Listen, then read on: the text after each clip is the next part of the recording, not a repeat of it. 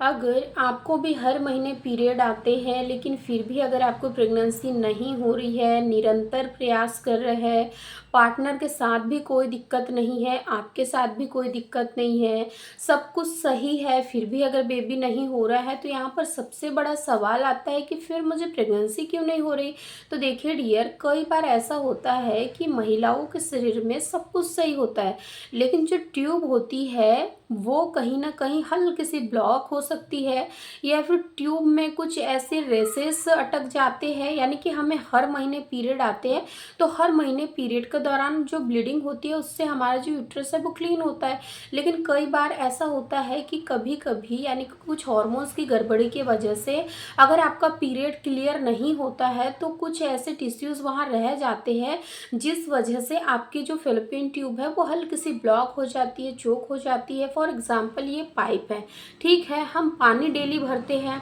अगर यहाँ पर हम पाइप में एक नॉट लगा देंगे तो जो पानी आएगा वो केवल यहाँ तक आएगा, इधर जाएंगे क्या, नहीं जाएगा ना। तो ठीक वैसे ही अगर आपकी फेलोपियन ट्यूब बंद है, आप इंटीमेट हो रहे हैं, तो जो मेल पार्टनर के सेल्स है वो यहाँ से होते हुए यहाँ तक तो आएंगे, लेकिन अंदर यानी कि जहाँ उसको जाना चाहिए वहाँ तक नहीं पहुँच पाएगा, और कई बार इसी वजह से आपको प्रेगनेंसी नहीं हो पाती है। तो आपको एक बार अगर सब सही है, आपको लग रहा है लेकिन बहुत समय हो गया है आपको ट्राई करते हुए, प्रेगनेंसी नहीं हो रही है, तो आपको एक बार HCG टेस्ट जरूर करवा के देखना चाहिए, जिससे कि आपको पता चले कि आपकी जो ट्यूब है वो ब्लॉक है या खुली है, या ट्यूब का जो ट्यूब है वो ट्विस्टर तो नहीं है, यानी कि उसमें कोई मूड़ी वगैरह तो नहीं है। इस तरीके से आपको एक बार HCG टेस्ट HSG टेस्ट जरूर करके देखना चाहिए। Thank you.